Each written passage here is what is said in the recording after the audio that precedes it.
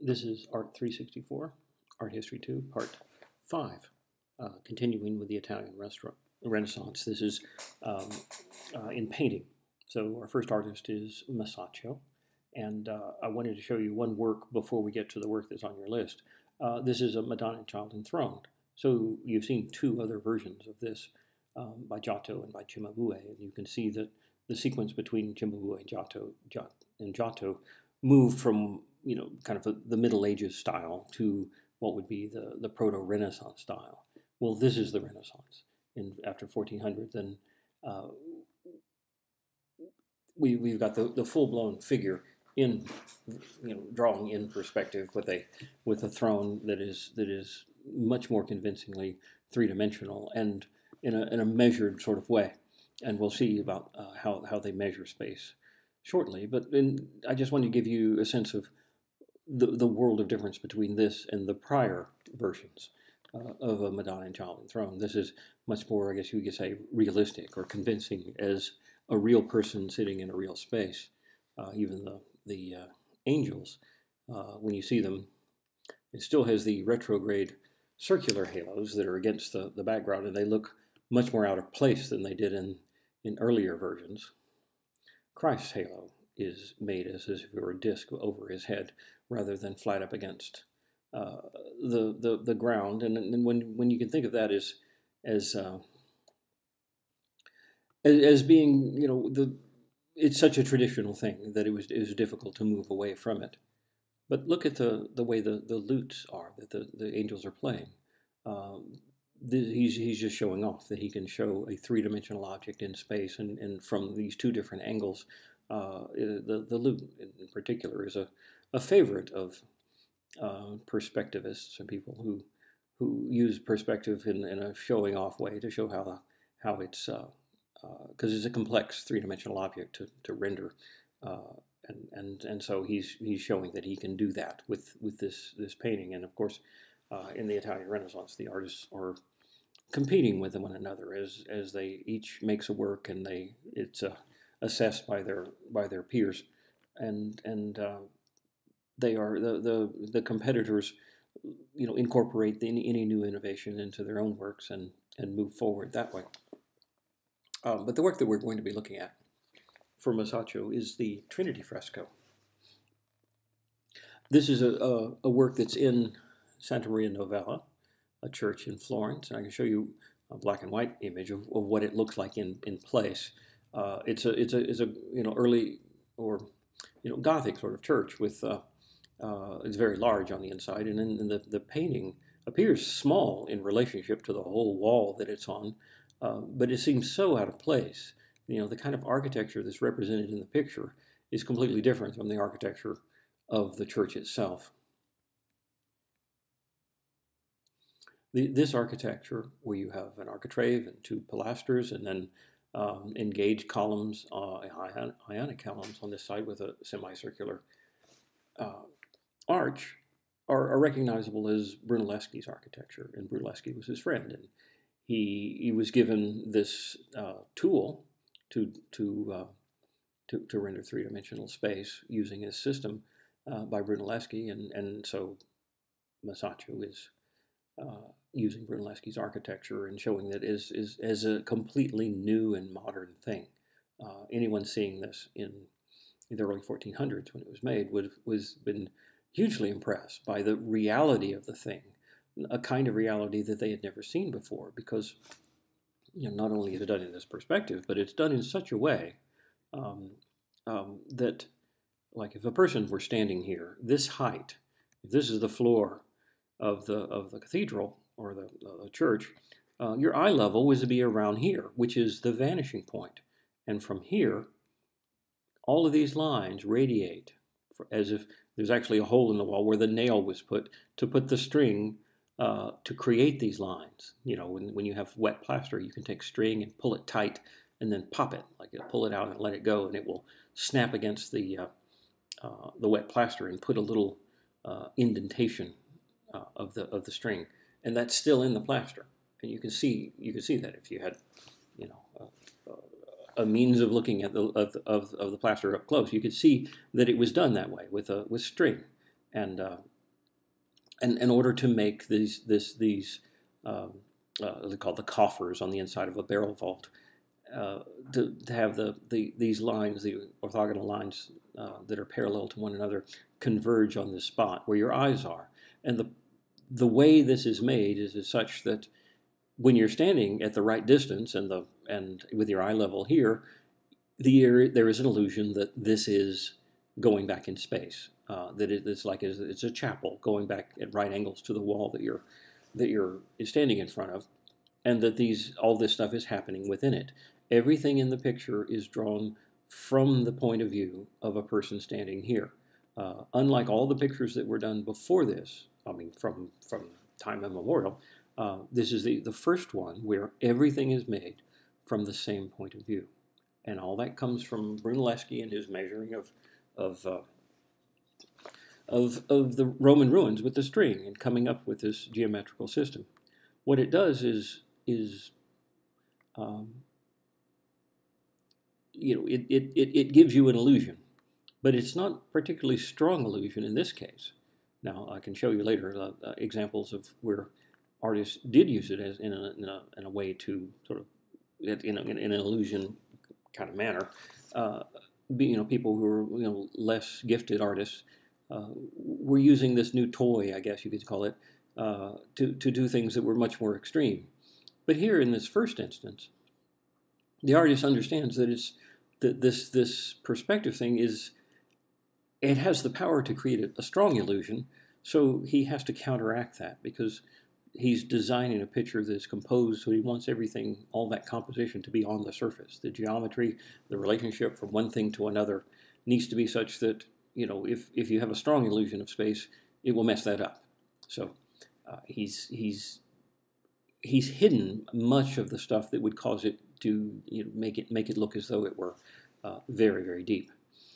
In addition to things receding from you out into the wall, theoretically, there's something projecting out from the wall. There's this sarcophagus that's projecting forward, and it has its own edge lines that would line up to the same vanishing point.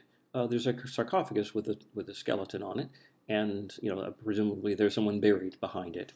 And there was a common thing in churches to bury, put sarcophagi inside the walls and have memorials. This is a little, the text here has to do with, the skeleton is saying to you that I was once the way you are, and you will in the future be as I am. So it's a memorial of death. And the top here, sort of an altar above it, is illusionistically painted as if it were coming out toward you with columns holding it up. But it's not, and again, it's not a particularly strong illusion. It's not like anyone's going to walk up to the painting and think that these things are actually going in the background. In fact, now the way this looks, it's kind of deteriorated, and it's not especially attractive anymore.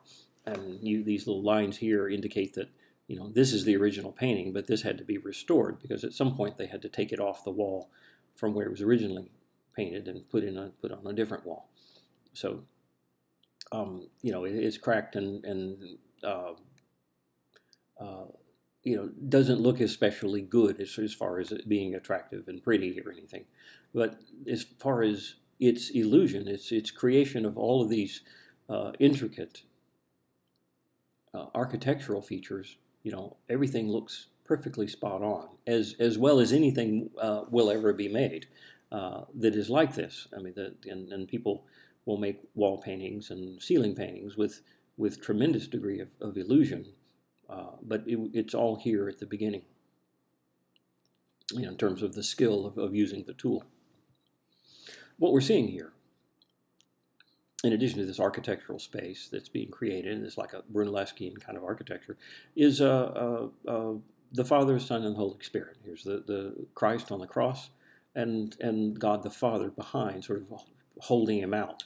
His hands are right here holding the cross up, and right between them here is the dove of the Holy Spirit. Then you have Mary and John, and then down here you have two donors, and they're in exactly the same position that donors are in the northern artist paintings that we've seen already. But notice they don't look especially realistic. I mean, they look like kind of boulders, almost like what Giotto would do. I mean, there's a little bit more realistic than Giotto, but still, they're seen in profile. They're not meant to look, with the same degree of fidelity to nature, like a photograph, the way we would see in the older in the northern works. But this is in Italians, and Italians generally, especially in the Florentines, they're not so much concerned with surface details and filling the picture with lots and lots of stuff. It's more like it's more about the organization of the elements in the picture and their proportional relationship and their positional relationships to one another, and balance, and creating their version of an ideal world is this, where everything is perfectly in its place. Everything looks like it relates to one another. Like, for example, these heads, if you put them, they make a triangle. In fact, it's an equilateral triangle. And there's a triangle up here where God the Father is, and there's a triangle of Christ on the cross. It makes another triangle, and there's these all relate together proportionally. The relationship of the width to the height. I think it's a root 5 rectangle, and the width to the height down to here, I think, is a golden rectangle, and there's all sorts of subdivisions that are interesting and geometrically for the whole thing. And it's lots of subtle compositional elements that go into this, which it's a very Italian thing to do, rather than the northern artists didn't do anything like that. They didn't particularly care about just having the space be a measured thing.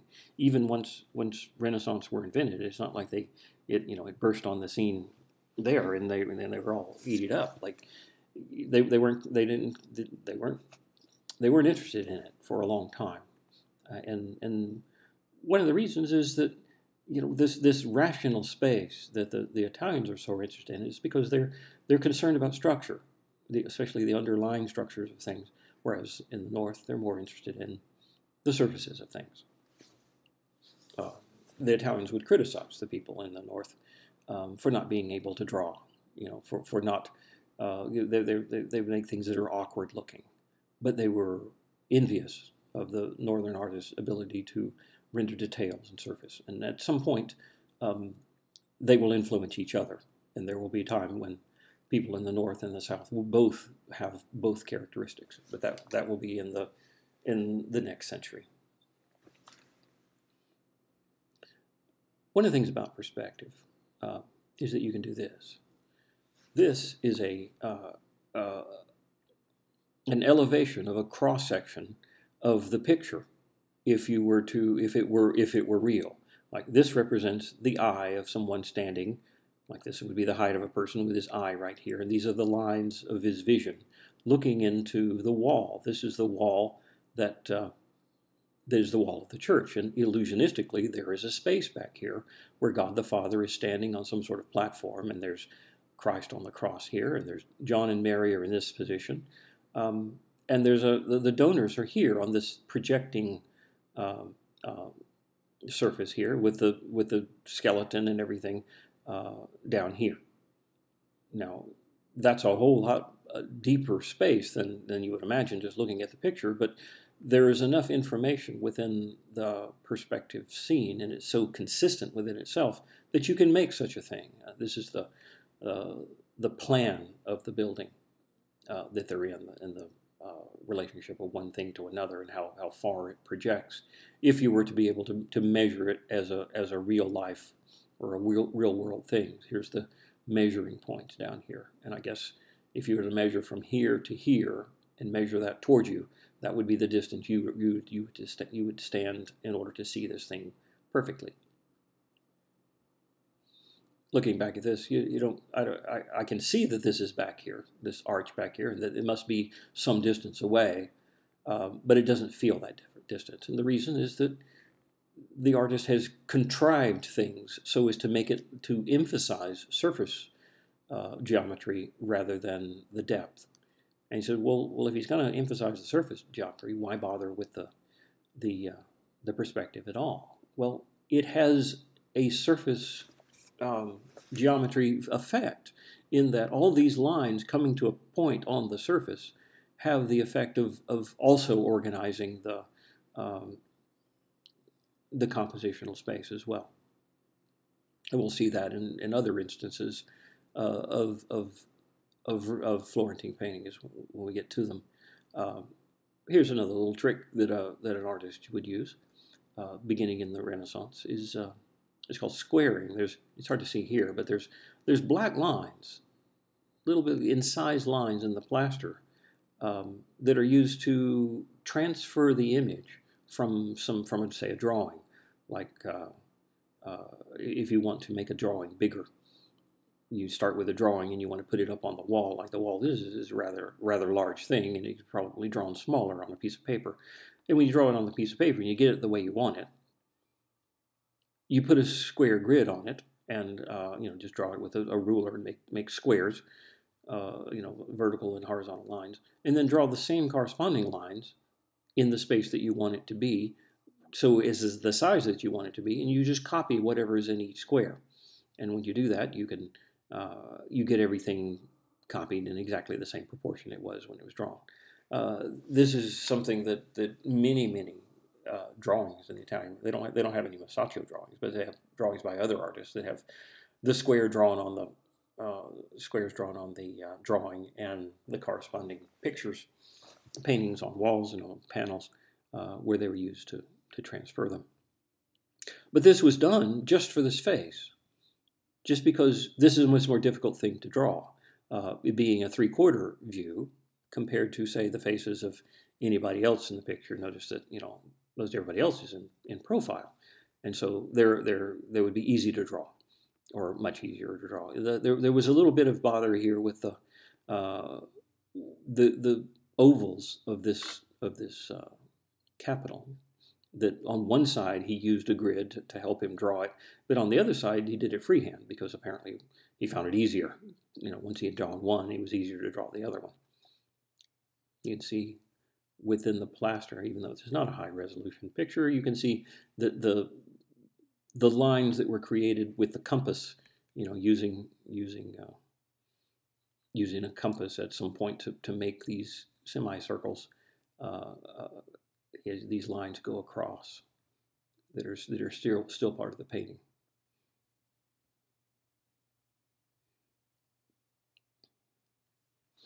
Let's look at another Masaccio painting, and this one is in the Sistine Chapel in a church across the river, a Carmelite church, I believe. And this is, I will show you the chapel that it's in. The work we're going to be looking at is this one here that's called the Tribute Money, and the expulsion of Adam and Eve from the garden right here. But just want to show you what it is in relationship to this window, because it's going to be relevant when we get to that bit. Masaccio worked on this part, and I think on some of the other pictures he worked together with a man named Masolino. Masolino did the Adam and Eve on this side, and Masaccio did this side. They're very different from one another, though they're both named Thomas, and the Mas in Thomas is the word they use for nickname for Thomas is Maso, and so Masolino would be Little Tom, and Masaccio would be Big Tom. Let's look first at the Adam and Eve. There's two different versions of it. The old version, the one when I was taking art history, this is the way it looked before it was cleaned, and after it was cleaned, it looked like this. It's much brighter colors, none of this mottled stuff that comes from like years and years, centuries even, of candle smoke and things sticking to the plaster, and once that's cleaned off it, everything looks fresh and clean. Just like Giotto, we saw in a couple of instances, the sutures between the different days' work are visible with slightly different colors of blue in the background. The figures, very unusual to have nude figures in Italian Renaissance works, but we will see some. But because it's Adam and Eve, you have that opportunity. We saw nude figures in the Ghent altarpiece, and you compare those to these. there's quite a bit of difference. One is that the figures in the Ghent altarpiece were made by somebody looking at the figure, looking at an actual person and drawing basically what a person looks like and copying many of the surface details. Here, the reference for Adam here is the Apollo Belvedere sculpture, an actual sculpture that came from, I think, is a Hellenistic Greek sculpture of a male torso. That, you know, he doesn't have arms and legs, I think, but it's basically this torso. And there's also a Venus by the Greeks as well. I think it's a Hellenistic Venus or late classical Venus that in this pose, so that you know, these come from sculpture. The people would recognize them. Oh, this comes from classical antiquity, and the rendering of the figure is much more believable compared to, you know, the previous century's efforts at the same sort of thing. Also, the foreshortening of this angel up in the sky is also a remarkable achievement compared to previous things of that sort. I'll give you a look of what this is the way Ghiberti did it in his door. We saw the doors last time. I didn't see this one, but you can see that there's some influence from Masaccio to Ghiberti, and that he did the same sort of thing with the doorway leading out in the angel coming through to expel them from the garden. But Ghiberti, when he does his Adam and Eve, he makes them much more graceful and elegant looking, and not so classical and bulky, you know, and massive. Here's what it looks like when you look at it from the floor looking up. And since no one ever gets to look straight at it unless you're a photographer making official pictures of it, but this is the way you would normally see it. Once again, this is the nature of fresco and how much detail you can get. It's not very much compared to panel painting, but later we'll see frescoes where the technology is improved on this. But let's look at the tribute money.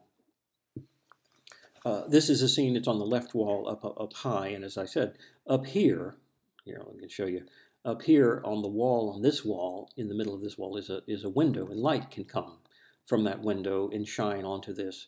And if you look at this group of people that are out in a landscape with some little architecture over here, they're all casting shadows, and these shadows here are made to look as if they were cast by the light coming from the window, so that there's a relationship between this space and the space that you're in. Look back at the nicer image. This is similar to the Giotto image that is in the Arena Chapel, the one with the kiss of Judas, where Christ is in the middle of a crowd of people, and in that image there were lots of things pointing down at Christ's face. The spears of the soldiers and the torches and stuff are all sort of lines, and there are several lines pointing to his face, so as to give an indication this is the person who we're emphasizing. But here with Masaccio, you have this, and this is a perspectival scheme. I've put these lines on here to line up with the lines of the architecture. And the lines of the architecture are what's doing the pointing in this case. And actually, so you can see that the lines of the mountains here are doing as well. There's things that go this way and this way and this way to point at Christ as well. But one of the things that perspective can do, in addition to make something recede infinitely into space, is to create lines that go across the scene and point at something. And this idea of pointing at Christ using a perspective scheme is something other artists are going to do, and we'll see those later. But what's going on in the picture is that this is a scene from the Gospel where Christ is among his disciples, and someone comes up to him and asks him, should we pay the tax to Caesar? And he said, render unto Caesar that which is Caesar's, and he needs to pay tax, so he tells Peter this is Peter, to go over here and fish and get a fish and take the coins out of the fish's mouth and give them to the tax collector. And then here, Peter is giving him to the tax collector. So you have multiple scenes occurring in the same open continuous space. And the space, everything in the space is seen from this same point of view. Like this is the eye of the viewer at this point. He looks to the right to see this architecture and these people. He looks to the left and see Peter over there. So it's all one continuous space. In fact, the space here, these mountains are similar to the kind of mountains that are around Florence. And this kind of architecture, this is kind of architecture that might be seen around Florence. So it's as if the event were taking place, nearby. The figures are all kind of massive. It's as though he's taken the cue from Giotto into making large and massive figures, though they're much more. Let's say they're closer to the norm, to regular proportions of figures than are Giotto's. And he makes every face an individual face, so that you can tell the different characters among them. He also puts all the halos, puts them as discs that sort of move about behind a person's head. Not the tax collector, but the saints. Here they have halos that move with them. And because this is not a Madonna and Child, where a traditional scene, he can make this new spatial innovation that he couldn't have done in that. There's another halo there that he couldn't have done in that other painting, where it's much more conservative.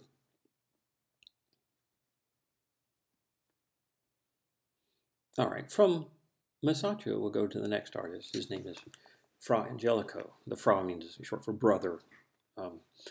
He was a monk. I believe it's a Dominican monk in a monastery in Florence, and I can show you in a minute. But the as a monk, he was religious order, and he was, I guess he was, because he painted so well. Painted like an angel. His nickname is Angelico. He's angelic. So Brother Angelico is his name. This is an Annunciation, and we've seen a few Annunciations before this, and we've seen how they render it, the Italians versus the people in the north, how they render Annunciations, and this one is even more severe, I guess you could say, than most Annunciations by Italians, or most pictures by Italians, because it was done by a monk, and it was done in a monastery.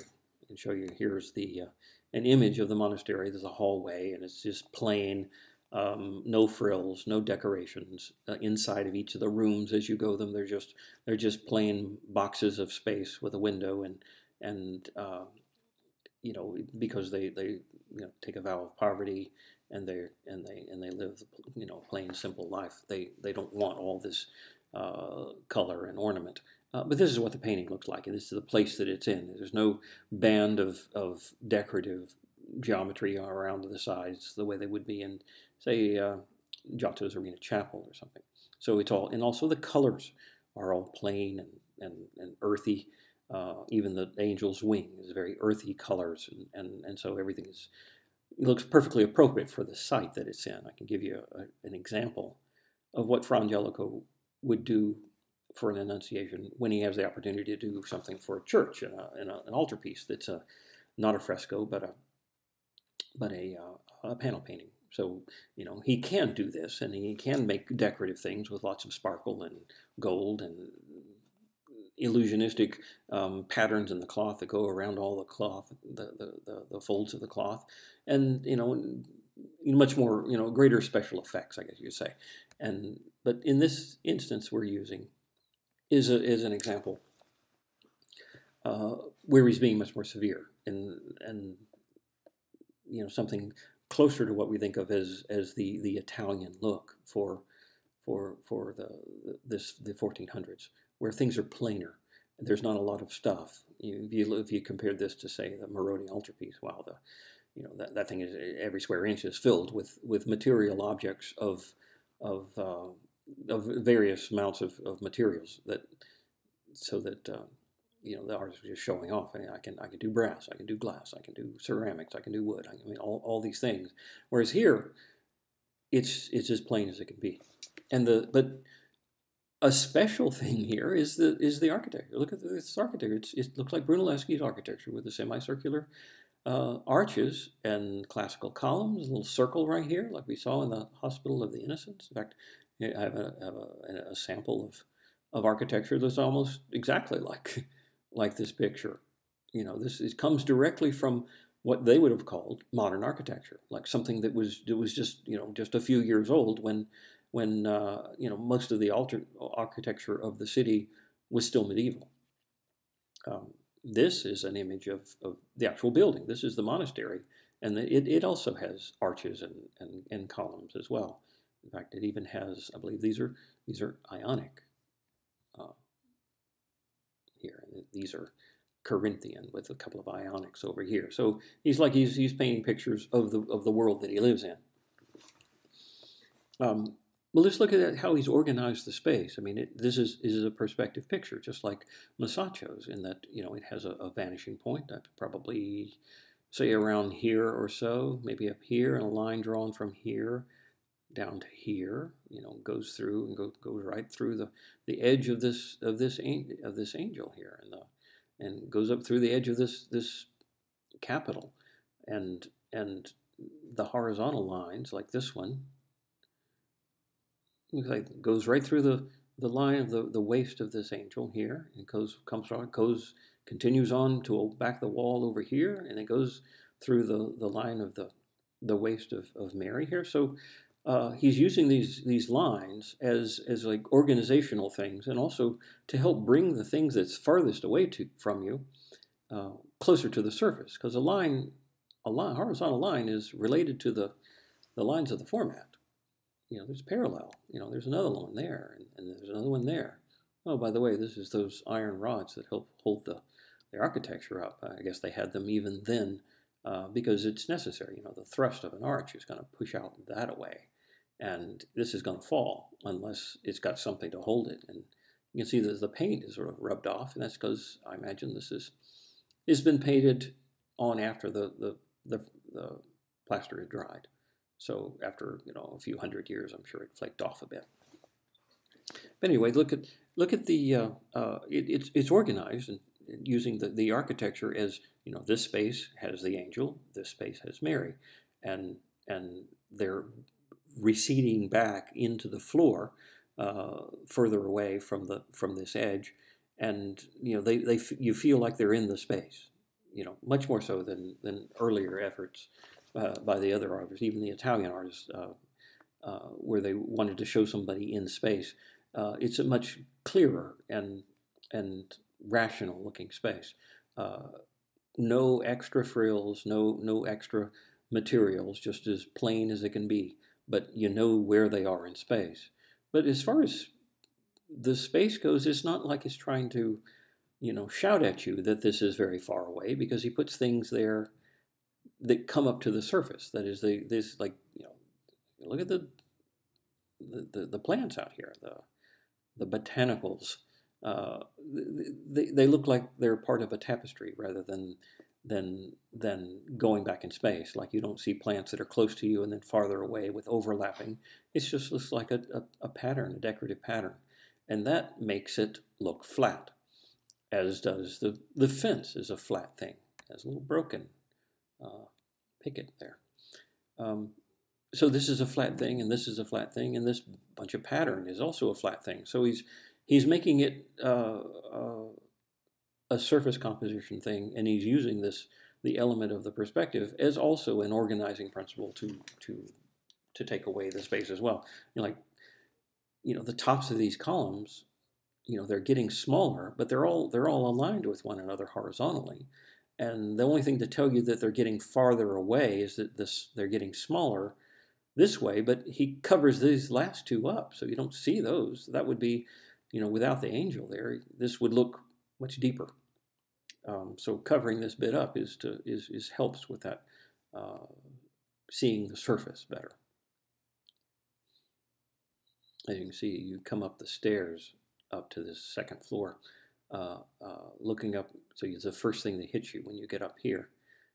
And then when you go into the different cells, this is an example of what's inside the cell, and which is the rooms that the monks stay in, and they have even more austere looking pictures This one is an Annunciation as well, but it doesn't have any stuff in it at all. It's just as plain as it can possibly be, so that the monks can sit and contemplate the idea of the Annunciation and meditate in their cells.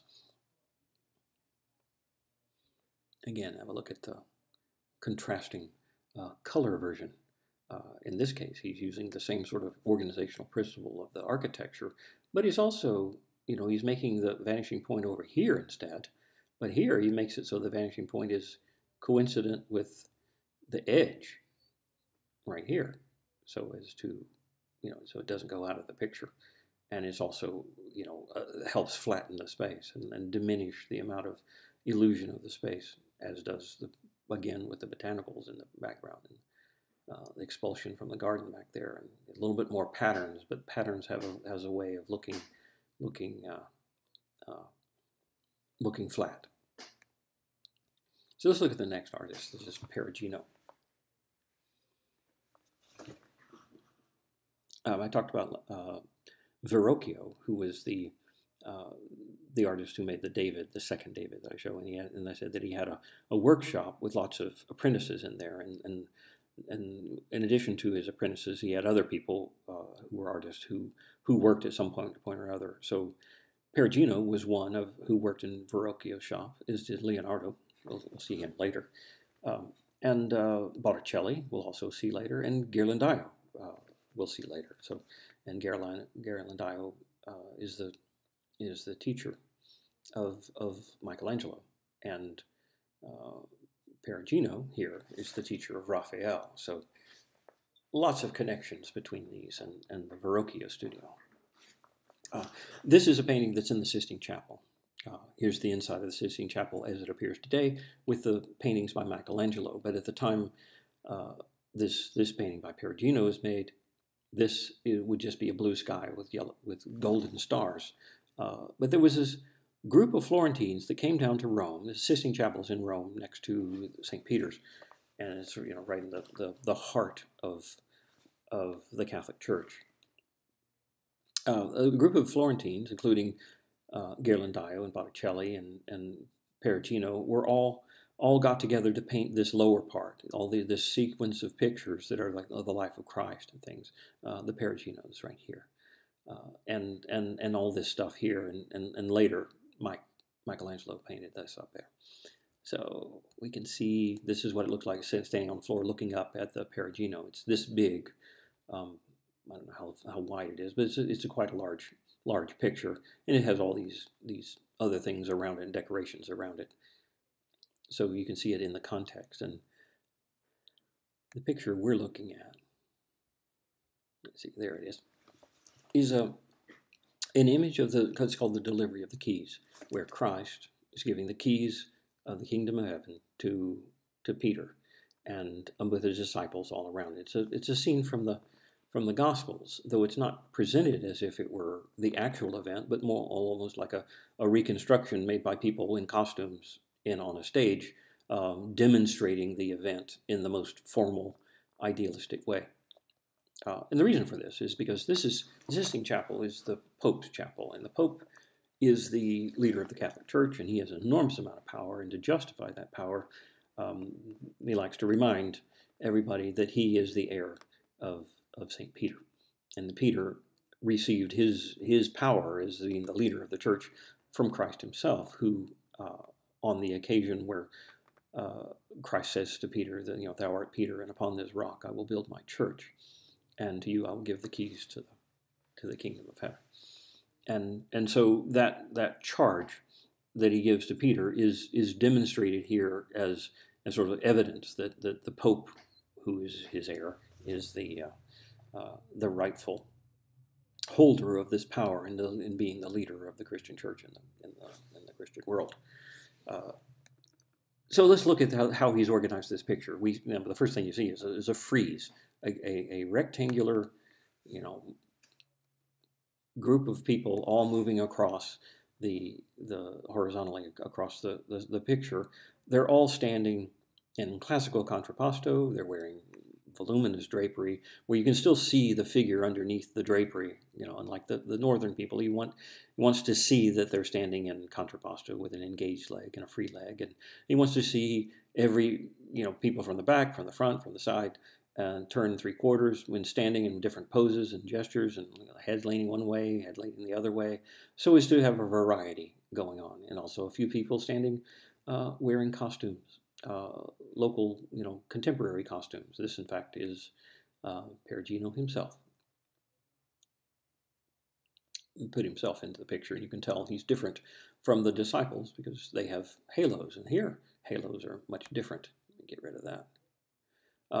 They are transparent, and they have little stars on them, and they are represented as things that are floating in space behind a person's head, like a dinner plate or a frisbee or something, and it's as if it were attached to the head. So no matter how the head is turned, you see how it is oriented. Even this guy whose head is sort of tilted back there, his head is almost a circular halo, but everybody else is properly in perspective. And again, it's not meant to look like the real scene so much as a reenactment of the scene by actors in costumes. So you don't get the sense that he's trying to represent reality here, but the ideal world, the world of classical antiquity, where people stand in this classical pose, they wear classical robes, and they're behaving like they're performing a ceremony, almost like a wedding kind of ceremony, with the delivery of the keys as being the central act of this scene. The rest of the picture is organized in some. They're standing in a piazza, a big open square, like a city square that never existed, something that would exist just in the imagination of someone from the Renaissance thinking, what would the ideal city be? What would the ideal place for this to happen? A place where the ideal church is. And from their idea, after learning a bunch of things about the aesthetic of the Romans, was that a centrally planned building was much more aesthetically pleasing, something that is radially symmetrical, I guess you'd say, is this octagonal building, and putting that in the center of the square, right in the center of the picture, right at the vanishing point of the perspective, right about here, I think. And it has Brunelleschi's dome on top of it. It's flanked by two monumental arches, like Victory, like the Arch of Constantine. In fact, they look like copies of the Arch of Constantine, but they're made to commemorate this event, this victorious event. And there's two of them flanking, perfectly symmetrical down the center, as is the perspective going down the center. All these lines receding in space, and this is a measured space. Everything is classical. Everything is as a Renaissance as it can possibly be. But what does he do to sort of keep it from being too deep? Making it so that it's not, the illusion of space is not so strong that it diminishes its surface qualities. Well, let's see.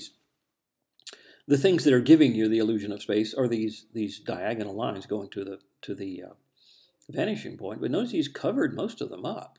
He doesn't give them to you. The ones out here would be the most disturbing, I guess, and he's covered those up with these figures. And even ones that you do see that are very strong, like this one is covered up, and Christ's head is angled so as to align with it, sort of, and his head kind of aligns with that one, and this one is sort of lined with the same sort of angle.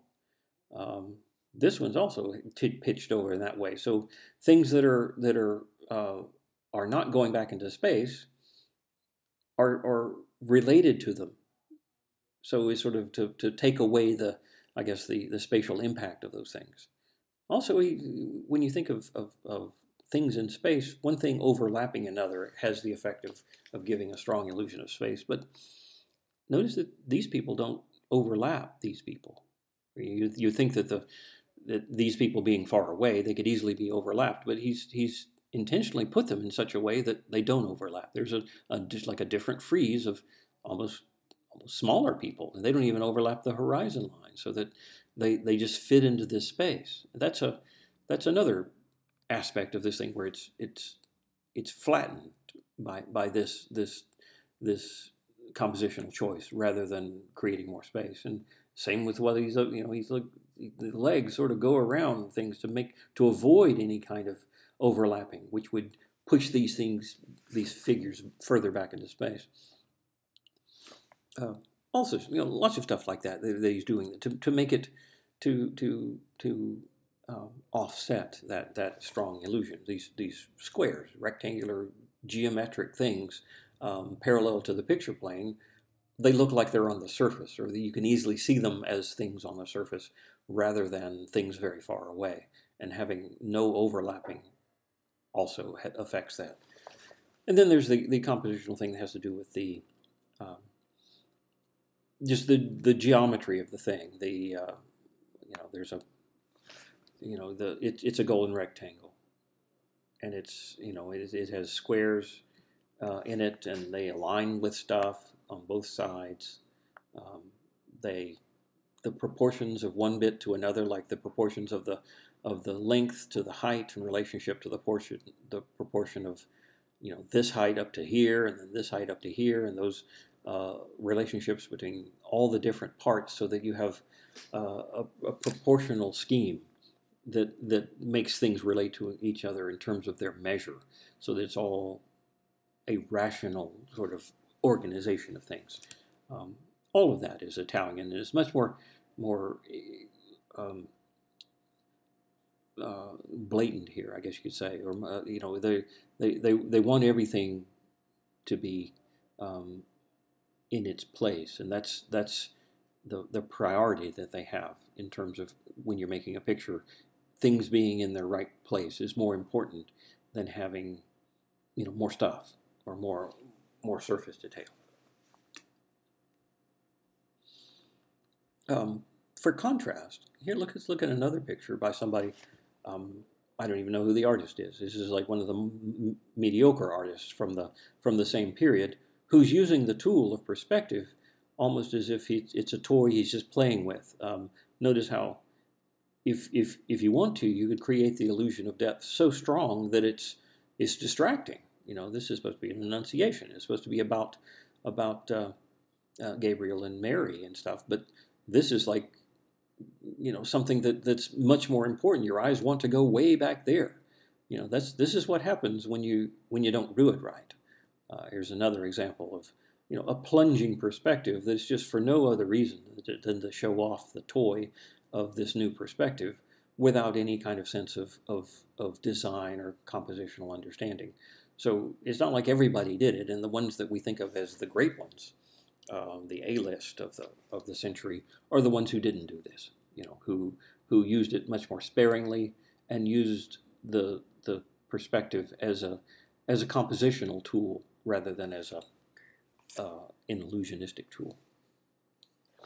But speaking of perspective and what you can do with it, there's one artist we're going to be looking at. It's Della Francesca, who was particularly obsessed with the whole scheme. He wrote a book on mathematics, like an elementary school mathematics textbook. He also wrote a book on perspective, and he sort of codifying just how you do perspective. This is an example of how you would go about rendering an image of this, like a person whose head is tilted up. If you were looking straight at it, how that is distorted by the fact that it's looking up, and how the face is distorted. And you do this by all these measurements. Now, I don't even know how you would do it using these measurements, but you can see it has little holes pricked in it, I think, is to transfer it onto something else. But it's a complex matter. Here's an example of how you would render this hexagon that's in a circle here. This hexagon, notice it's off center. It's rotated so that the top point is not at the middle. How would you render this on a plane that's receding into space? Like this, you think of this as the vanishing point, and this is the diminishing of this square. How would you plot the points of each one of these corners? Well, you can do that using this bit of geometry and lining of things up, using the distance points that has to do with this diagonal line, and where they intersect with the edge here. You know, this seems a whole lot of trouble to go just to make this thing, just to make a hexagon diminish in perspective. And you know, how useful is that? Well, here's an example of an even more extreme thing of using the system so as to show the form, the three-dimensional form of an object. And when we see something like this, I mean, we recognize it kind of as a wireframe, like in a three-dimensional program that we use for 3D graphics. The wireframes that are underneath the shading of those things that we are familiar with. But in the world that this exists in, these people have never seen anything like this. Something that's made so precisely and so mathematical, where every intersection of every one of these lines has been plotted exactly where it should be if this were to an actual object that was intersecting a plane that you're looking at from one point of view. It's a tour de force of that sort of thinking. And you know, this is not something that anyone would actually do to make a painting, because it's much more information than you need to make a painting. But if you had to, you could plot everything out. And you know, speaking of the kind of space that you see in 3D modeling nowadays with you know, with wireframes like this, it's not. This isn't done in that way. That is, it's not.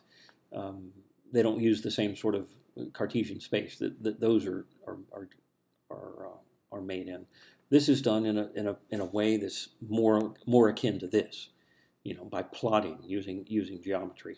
It's much more difficult. And if you were to see the original drawing, there's lots and lots. You can't see it in this reproduction very well, but there's a few sort of lines, I guess you can see, maybe like this one. They're incised lines into the paper, but there's a million of them all through this paper that, you know, with a raking light you could see it, that where the artist has used some sort of plotting device in order to get every one of these intersections exactly right. So there were people obsessed with this kind of stuff in the Renaissance. This was Paolo Uccello, who, you know, the historian Vasari, you know, kind of made fun of him for being so obsessed with it.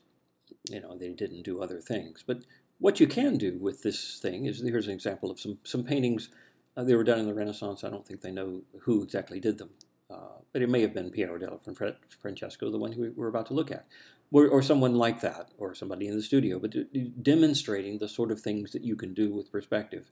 You know, you can render buildings in perspective such that, you know, every window diminishes exactly the way it should back into space. The amount, the distance, everything represents the intersection of light from the actual objects back there, which are, you know, imaginary, and your eye intersecting on this plane. So there's a kind of a mathematical delight that you get, if supposing that you're delighted by that sort of thing. Let's go back to it. Of everything being perfectly in place. And that's one of the things about the tool that you can use it for, is to create this illusion. But it's more really about the as a compositional scheme, it's a compositional tool. Well, the work that we have by Piero from your book that we're using as the sample of him is not one where there's a lot of perspective at all, or any, though he was a virtuoso at it. But it's a picture of the baptism of Christ. This is Christ here in the center with his hands here together in prayer, and right aligned with him is the bowl with water in it that John the Baptist is holding, is baptizing him. And right straight above that is the dove of the Holy Spirit. You're right in the center of this circle. Notice that this little bit here is not really part of the picture. This is, let's see, this is it had been in a frame where this was like a gold frame or something, and it's probably frame going out the side here, and it's been removed from its frame.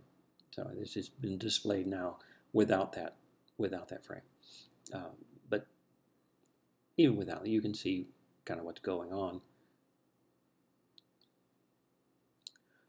It has that very clear air that Tuscany has. Piero was from Sant'Sepolcro, which was a small town nearby in the hills around Florence. And you see this, they have no humidity there. It's like Arizona or something. And so when you can see distance and everything is still crisp even out into the distance. The way he renders figures is a little odd. The contrast, the value contrast, or the light and dark of the figure is very low. That is, the darkness doesn't get very dark, and the light is very light. So he's almost like he's a white marble sculpture instead of a figure.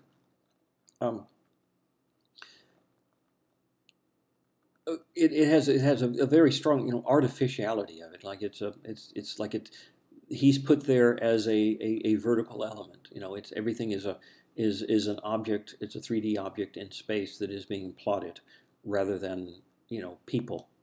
It's more like an exercise rather than an expression or something that is meant to use as a meditate upon the baptism of Christ, or the words of God the Father as he speaks, when identifying Christ for the first time.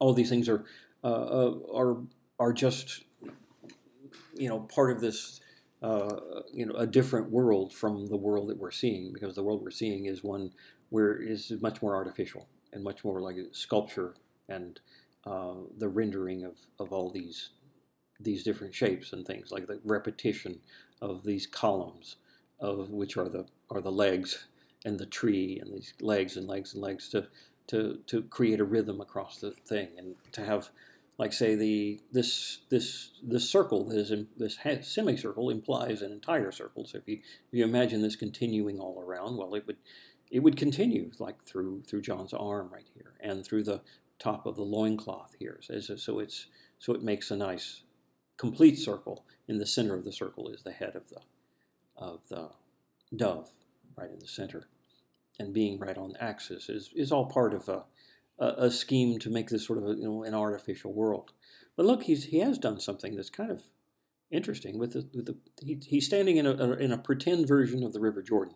It's like a model of it, and he wants to show that from a distance the water reflects. You can see that there's an image here of that landscape as if it's a mirror surface, and there's a mirror surface here where these people's robes are reflected in it here. But when you get to where you're looking more steeply into the water, you see the stones on the bottom. You see through the water, and if you see it really, really closely, you can see the line indicating where the water meets the leg, right there.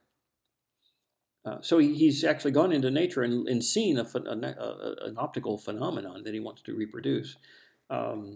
Not particularly convincingly. I have a picture here of what this actually looks like. When you look into water, this is a creek, similar sort of creek, and when you look straight into the water, you do see through it into the ground underneath when you're looking straight down. And then over here in the distance, you see a reflection as if it were a mirror. And between the two, there's a more subtle gradation. This tree you see reflected, and you see it gets less and less of the tree as you see more and more of through the water, and this tree over here, this being reflected, is also you don't see it as clearly as you would if you were seeing it from an angle where it's more mirror-like over here. You see it's blended in, so that in the real world, the relationship between the mirror part and the seeing through the water part is a much more subtle transition, whereas Piero didn't make that transition as subtle as it would be in the real world. Other than that, it looks like he's trying. Like he's trying to do some sort of optical phenomenon that is of interest. That makes this an innovation, something that other artists had not done. Later, we'll see. I think there will be an example of an artist who nails this.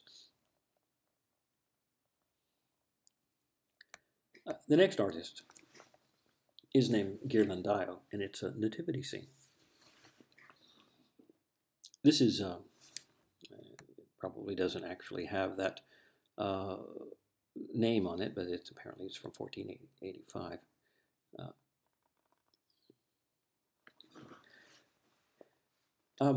This is a thing. The interesting thing about this is that it was made in response to a painting that we've actually already seen. When we looked at paintings in the north, we looked at this one, the Portinari altarpiece by Hugo van der Goes. And I said that the Portinari was the name of the donor, you know, who paid for this. He was the client who paid for this painting and had it shipped to Florence. And when it came to Florence, it affected those artists by, you know, they looked at it and they thought, you know, wow, look at the detail. You know, look at all this stuff. I mean, none of them were used to this sort of thing. The degree of fidelity to optics and just the texture and the material of everything was just so, you know, it blew them away. And they thought, you know, wow, they're ahead of us as far as surface detail goes, but they can't draw. I mean, look at the space is not measured and it's not consistent. Like we're looking kind of down at the platform that everybody's standing on, but we're looking straight on to the architecture and to these figures. So not being a rational space is something that they would have criticized it for, but you can't help but admire the surface detail and all the, you know, filling it with stuff. So when Ghirlandaio was given the commission to do something after this had been brought to Florence, he had to make his own, and he had to bring in all this surface detail that the Northerners had, but he had to make it, you know, Italian as well in terms of a measured space that everything is clearly in the right place. So he did that. You can see the contrast between the way Mary looks here. You know, it's a classical Mary. It's the kind of Italian-looking Mary that you would see in many Italian Madonnas. But look at this, the way the figure here is sort of floating here, and the dress spilling out on the ground and makes a kind of a blobbiness. You don't really see. It's hard to see her relationship to the space, to the ground, or anything like that. But with Ghirlandaio, wow, you know, the hem of her skirt makes a nice oval here, and that oval is turned into perspective, so it looks like it's flat on the ground, and you're looking at the ground at the proper angle that you are from everything else. So you're looking up at things up here, and you're looking down on things on here, and so everything is seen from a point of view that's consistent. And that's something that is a high priority for the Italians, as we've seen, but it doesn't have that austere quality. I mean, it's clear. Look at the background. This is sort of like Piero's background that we just saw, except it looks more like it's in this space, and there's more stuff in it. You know, and the foreground has more stuff in it. You look at all the little flowers on the ground. There's some books down here. You can see there's a little bird. Just miscellaneous objects that are lying around. The shepherd is holding his basket, and the basket is made of wicker, and you can see that it's wicker. This is a stone sarcophagus with, you know, hay sticking out of it. This is the manger. It's also a reference to classical antiquity, and it's an actual reference to classical antiquity, not something that's, you know, where they didn't, you know, from a land that didn't have very many instances of classical art or architecture or sculpture that they could reference. You know, this is not classical. This is, you know, from the Romanesque period. But that's what they had in the north. Here in Italy, they had Corinthian pilasters, and they had classical sarcophagi to copy. So he was able to do this, you know, much more convincingly. But you know, look, here's another little thing back. This is, I think it's a saddle back here, and just its detail. The fact that the front part there is worn. And this is, I guess, a canteen of some sort, and well, this is kind of an odd looking object, but you can see there's enough information here to rebuild it if you needed to. I mean, there's so much; it's so clear, and the lighting on it and the rendering of it is just as convincing as it can be, and that is definitely you know, influenced by this surface detail that's in the Portinari altarpiece. But it's going even further in that everything is in this measured space, and it's a convincing space.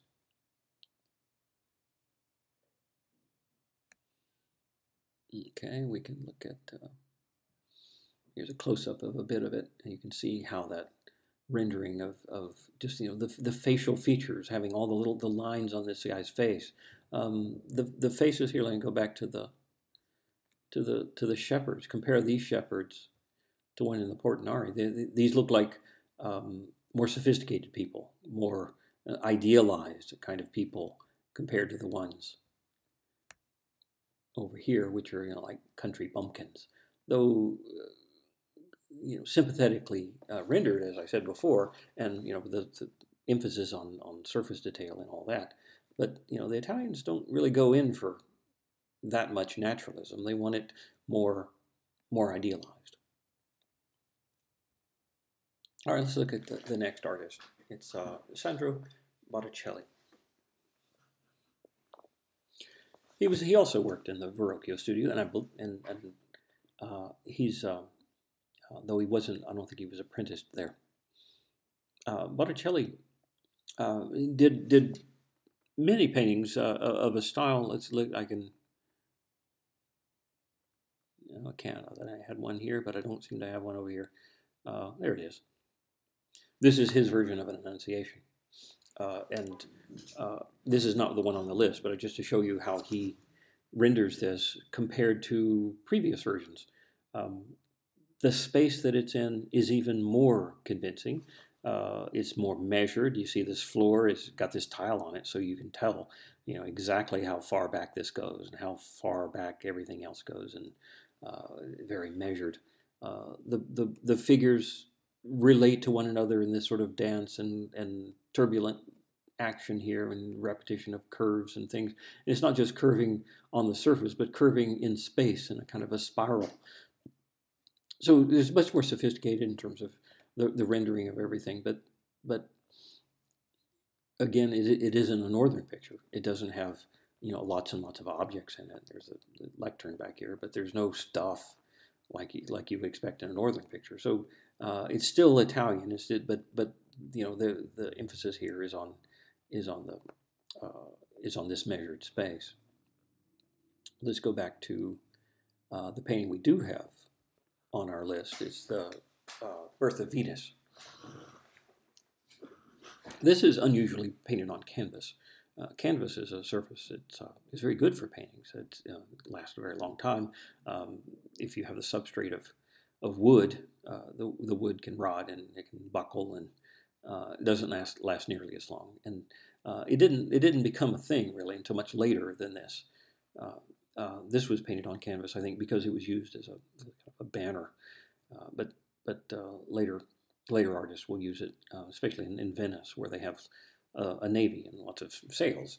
The canvas is a common thing, and they have an atmosphere is much damper there, and it was necessary to have some sort of other surface besides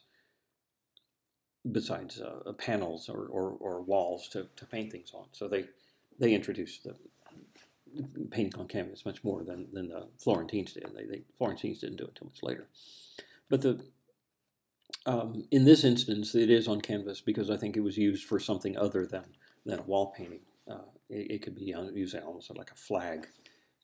But this would be a painting commissioned by the Medicis, rich people in the town who would gather around them all sorts of intellectuals, poets, humanists, artists, musicians, and have, you know, discussions about Platonic philosophy and relationship of mythological stories and Christianity, and sort of there's a lot of effort to reconcile things, you know, Christian things from Scripture, things from classical philosophy, and they had spent all sorts of time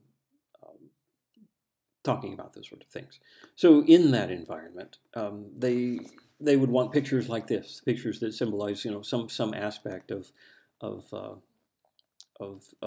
divine and some aspect of pagan things, Christian ideas, and so this was not for church or for public consumption. It was for for this, you know, close circle of people. So you get away with something like, you know, having a nude figure of a woman in a picture like this. You couldn't put this in a church. There's very little opportunity even for an Adam and Eve. But when you do Adam and Eve, they have to be much more shameful and so they, you know, this would not be appropriate in any other case, but in a private house.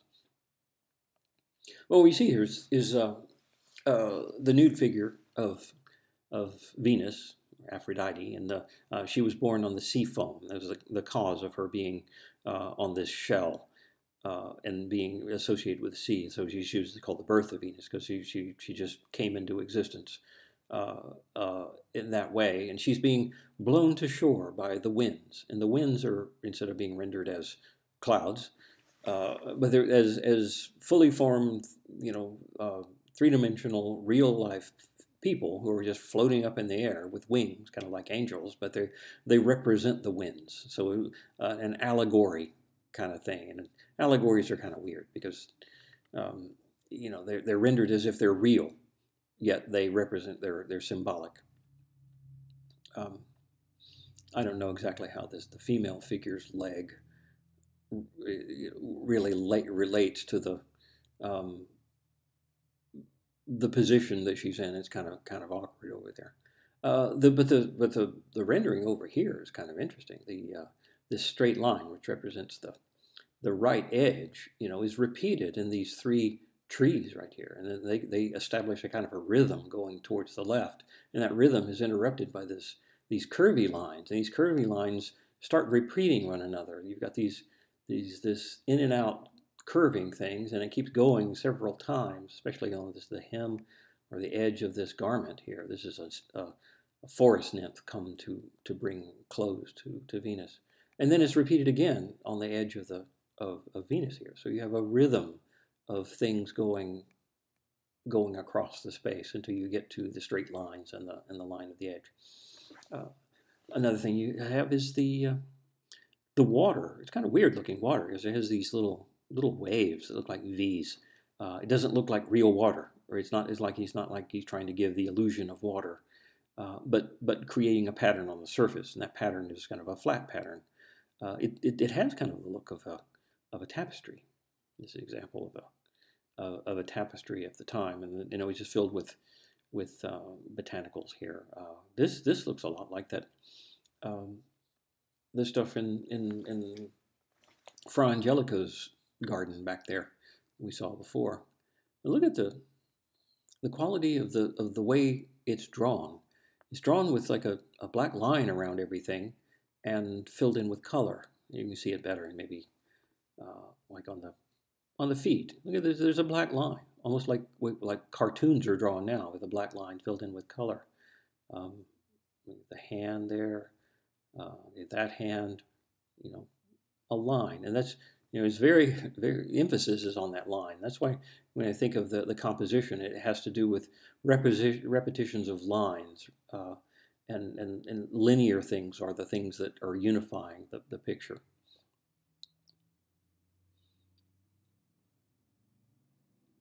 When you see, later when we see the Michelangelo Sistine Chapel, there will be this sort of thing, that kind of putting lines around things and filling them in with color like that. And notice the tone that represents the light and dark to show the volume of the figure is very light.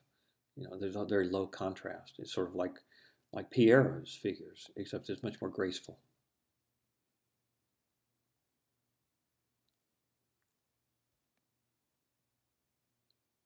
Again with the line.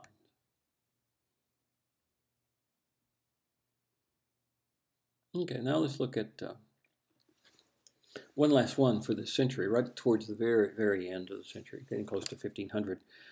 This is Bellini, and it's a Madonna and Child enthroned with saints. There's the Madonna there, the Child in a throne. There's a bunch of saints here. There's Saint Sebastian, who has arrows in him. That's his attribute to identify him. Saint Francis, and then other saints are standing around. And some music playing angels down here. We saw Masaccio did that in that very first image that I showed. In fact, I can quickly show you that one. those angels, and Mary sitting on a throne that's 3D. So this is at the very beginning of the century. And at the end of the century, we have this, that Masaccio, with the, has been changed to something, it's practically photographic.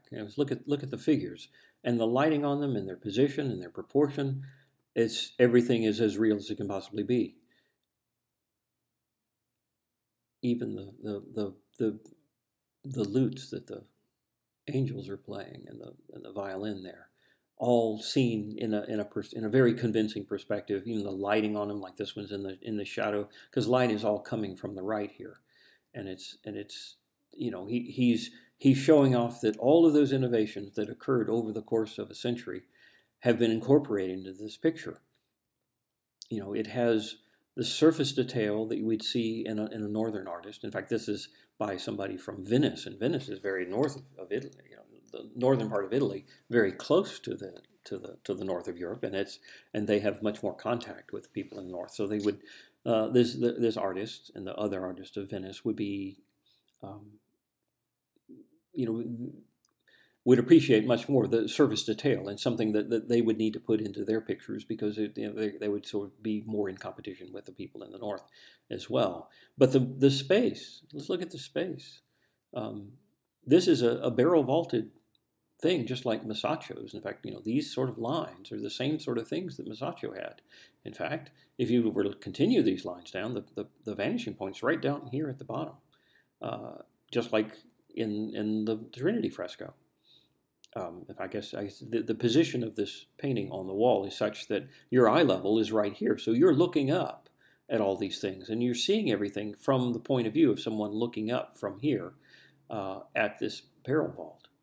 The artist has even rendered not just the texture of the architecture back there and the diminishment or diminution of each one of these rosettes in there, just even though they hardly diminish at all from one to the other, it's measured so precisely so that it's very convincing. And then you've got the light from the outside coming through, making a beam there. But this is sort of like a quarter of a dome, the kind of thing that would be in St. Mark's Cathedral in Venice.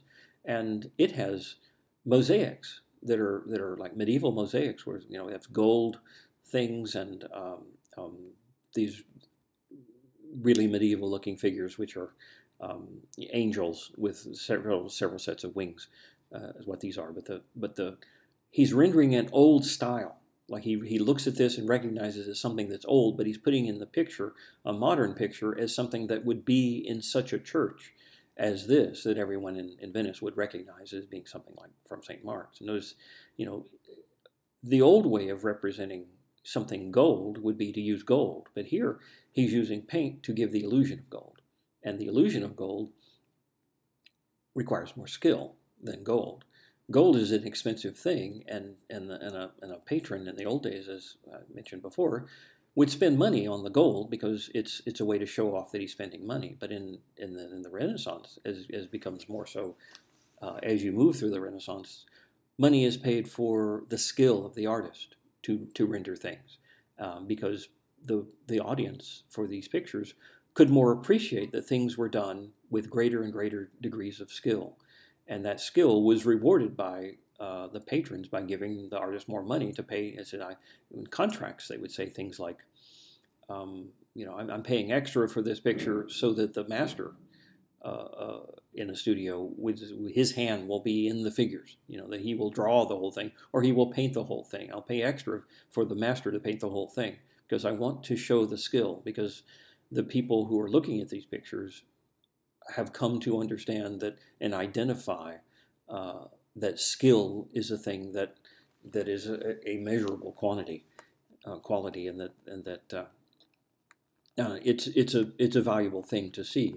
And so from picture to picture, as you move through the century, gets more and more skillfully done, and that skill is manifested in representing reality as closely as possible. But the reality that they're working on is a reality that is, the ideal world, especially in Italy. That they want to show you what the world would look like if everything were perfect.